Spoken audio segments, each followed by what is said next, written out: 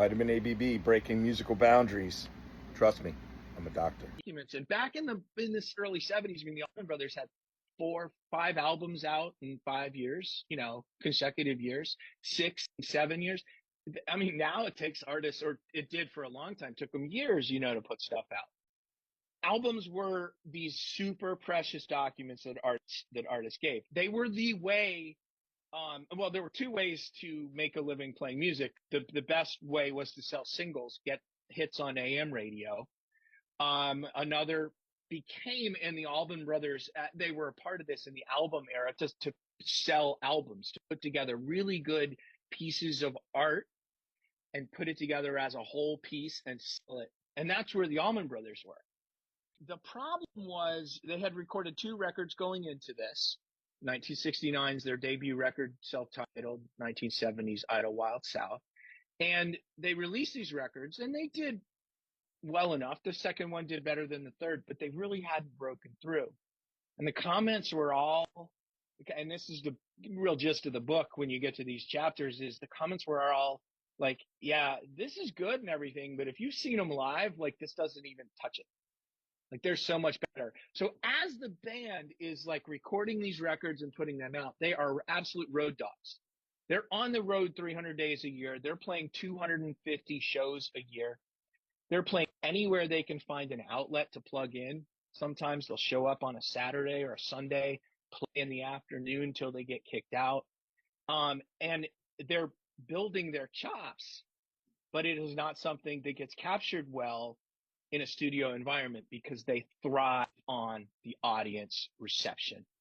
There was a lot at stake when they decided to record their third album live, fully live, in front of the biggest, most important stage in rock, which is Fillmore East in New York City. And so they made a really bold decision to do that.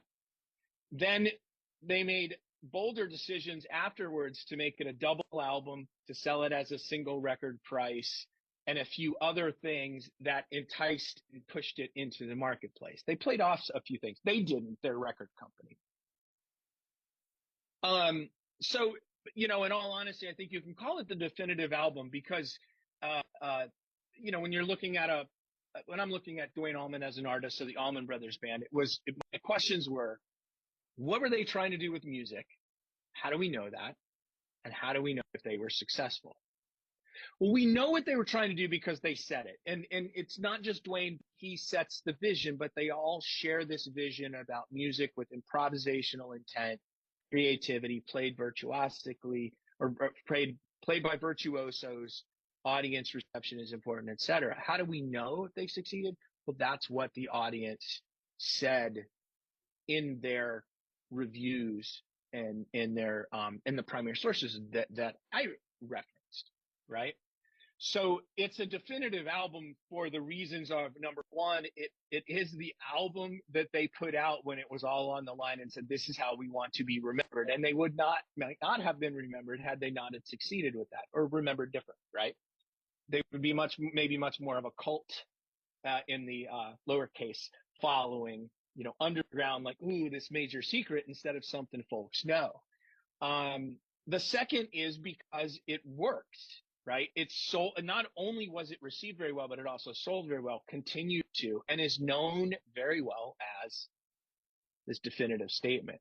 So I guess, Allison, your question is a big one, right? But it's true. Like, how do you call it definitive? It's because you've got this kind of, well, people saw it as definitive. They saw it as definitive, like, now it's part of canon. So, I'm sharing it with, my kids and, other rock fans and that sort of thing. Now, the musical barriers, I'll do that's your second question here. So I'll just touch on it real quick. As quick as I can do with anything.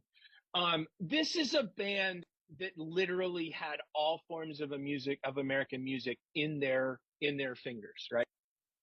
They had blues, they had jazz, they had folk, they had country, they had string music, bluegrassy stuff. They loved, they liked classical. They liked what the San Francisco bands, the Jefferson Airplane, Grateful Dead, and others were doing with their music, expanding, changing things, adding this kind of weird youth element to the maybe jazz aesthetic that they had, right? Um, they added all this together into something that really is uniquely theirs. And now everybody will say my dissertation was like a new form of American music, but I never could name it. And it's not really Southern rock. I think this may be something we'll get to. And it's like a tiresome subject, but it's one that is worth discussing. Is it's bigger than that. It predates the explosion of Southern rock. So it's like this whole completely new thing. And people did sort of struggle to say, how do I define or describe this? I mean, everyone from, you know, the everyday people writing in college newspapers one without a byline to, Lester Bangs of Rolling Stone magazine, like I just don't know how to tell you what I'm hearing, but it's really awesome, So they were just doing something new, and new takes a little while sometimes to catch up. There's a quote I have of Phil Walden, their manager, record company owner, hands in a lot of cookie jars, got in some trouble for that. But he said we were just afraid maybe this group was too musical, if they were just too good for the audience. So breaking musical barriers, long songs, many changes. I was listening to Elizabeth Reed today, a memory of Elizabeth Reed. I mean, that's like a classical piece. Listen to how it moves and flows with improvisation throughout. It's amazing.